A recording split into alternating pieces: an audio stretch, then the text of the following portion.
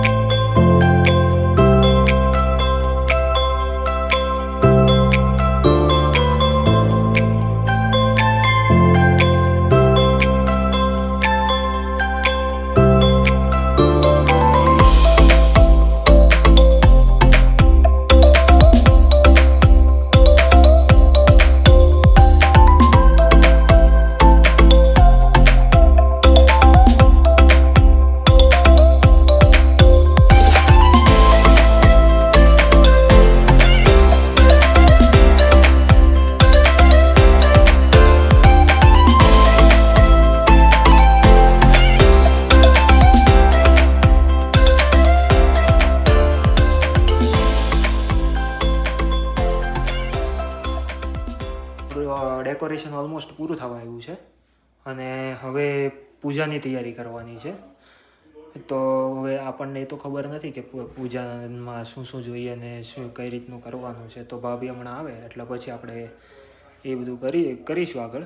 અને ડેકોરેશન અત્યારે કંઈક આવું લાગે છે, જે તમે આગળ જોયું જ હશે.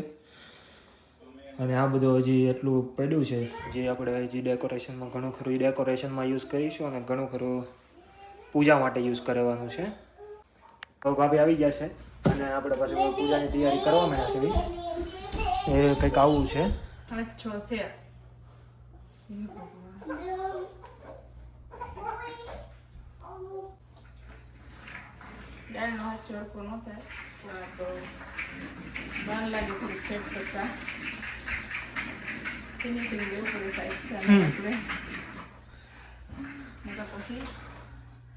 આર્યનભાઈ વિડીયો ઉતારે છે, એમાં થોડું સારું ન આવે. કેમ બાકી બરાબર છે. આપણે ક્વોલિટી વાળા વ્લોગ ઉતારવાના છે. કેમ બાકી હાચો કેવો બને આર્યન? વ્લોગ એટલે આપણે તો છે ને લોકોને જોવા ગમવા જોઈએ. પછી અમુક છે એવા, આપણે નામ નથી લેવા, એ નકરા વ્લોગ એવા જ વ્લોગ ઉતારે છે, આપણને એ નથી પસંદ.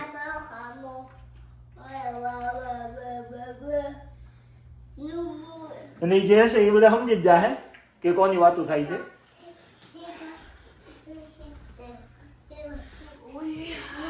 તમારે એક ભાઈ છે, તમને એનો બેકગ્રાઉન્ડ નોઈઝ આવતો જ રહે, કારણ કે એ ભાઈ અમારે ચૂપ થવાનું નામ નથી લેતા. આખો દી બોલ ચાલુ જ હોય એનું. અમારે રાણી કાઢવાનું મશીન છે આ ભાઈ. અહીંયા પૂજાની તૈયારી થવા માંડી છે. જેમાં આપણે આ કંઈક બધા થોડાક ડોલર ને થોડાક રૂપિયા ને બધું ભેગું કરીને બધું ભેગું કરી લીધું છે. આ બધી સામગ્રી છે, ઇન્ડિયાના માણસો ને એટલે ઇન્ડિયાના પૈસા રાખવા પડે. એ આપણે લક્ષ્મી ભાઈ એ થોડી જાય. અને અમારા વળવાંગડા ભાઈ ઠેક સોફા ના ઉપર શું કહેવાય સાપરે ચડીને બેસે છે.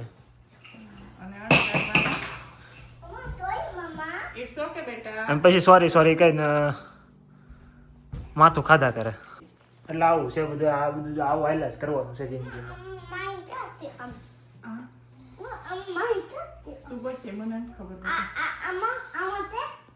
એટલે એ ભાઈને એમ છે કે આ શ્રીફળ વધેરવાનું છે, એટલે એ ભાઈ દસ્તો લેવા ગયા. કારણ કે અહીંયા લાકડાના ઘર છે, એટલે અહીંયા આપણે એમનો નીચે જમીન ઉપર તો મારી શકવાના નથી.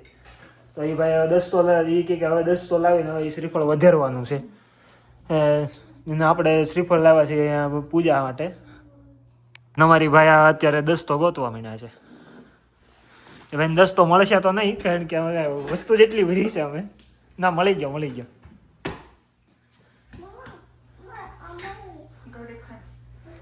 એટલે આવું નવું છે, જિંદગી છે, હાલા કરે આવું બધું. એને પાન તો જો આ 60 રૂપિયાના પાન છે એમ કે. હા, આટલા પાન 60 રૂપિયાના, હાવ ઝીણા કોઈ નેઠા ધડા વગરના. જો કે આપણે પૂજા કરવી એટલે આપણે આવું બધું લાવવું પડવાનું છે. હવે એમાં તો કાંઈ હાલવાનું છે નહીં.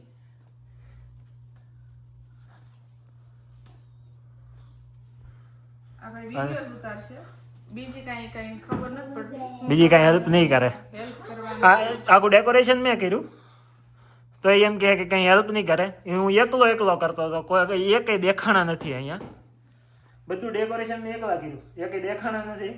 મને આજે મૂકી દે ને જરીક વાર આ મને બાર પાન પકડી રાખ ને. ફાઇનલી આપણી બધી તૈયારી થઈ ગઈ છે અને હવે આપણે પૂજા કરવાની છે. હવે પૂજાનું બધું સેટઅપ થઈ ગયું છે, બધું લેવાઈ ગયું છે. તો એ મૂર્તિ અને નીચે ઉતારી દો ને. હવે પછી ત્યાં મૂકવી છે ને ત્યાં ધીમે ધીમે પૂજા ચાલુ કરીએ. તો આમનું ડિશમાં તમને હું પૂજા થયા બાદ પછી હું તમને મળું પાછો અને કહું કે કેવું લાગ્યું શું છે. બાકી આવું છે.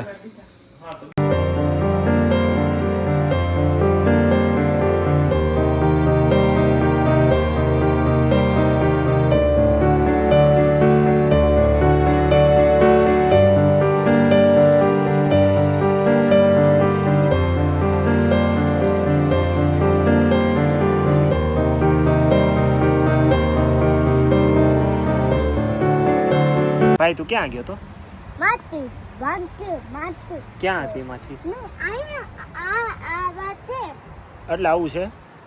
હું ભાઈને લઈને ગયો તો અમારા બે ઘર મૂકીને એક દાદા રહી છે ત્યાં. એના ઘરના બેકયાર્ડમાં બહાર કુંડ જેવું બનાવેલું છે, જેમાં લાઈક અહીં કેનેડામાં બેકયાર્ડમાં બહુ મોટું બેકયાર્ડ હોય તો એમાં તમે તમારે જે એક્ટિવિટી કરવી હોય તમે કરી શકો. તો હું ભાઈને લઈને ગયો તો ત્યારનો ભાઈ મને સમજાવી દીધું એણે કે ભાઈ હું અહીંયા ગયો તો, હું આ જોયું. પણ કોઈ ત્રીજી વ્યક્તિ આવીને એને પૂછે ને કે ભાઈ તું ક્યાં ગયો તો ને તે હું જોયું, તો ભાઈ સમજાવી ન શકે એમ. કારણ કે ભાઈ બોલે જ છે એ રીતનું. એટલે કોઈ બીજું કોઈ સમજીને જાય જ નહીં. અમે જ સમજી શકીએ છીએ, બીજું કોઈ સમજી જ ન થકતું કોઈ દી. વસ્તુ જોઈ લીધી. ગુજરાતી છોકરાઓને કોઈ દી ગરબા ન શીખવાડવા પડે.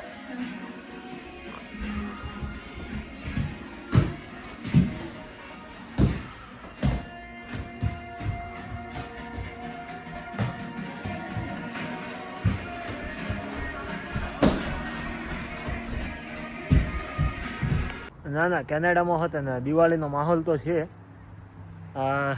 જો ઘરે લાઇટો ચાલુ છે અને સાથે હેલોવીન પણ છે, જેથી કરીને થોડુંક વધારે લાગે છે કે ના દિવાળીનો માહોલ છે એમ.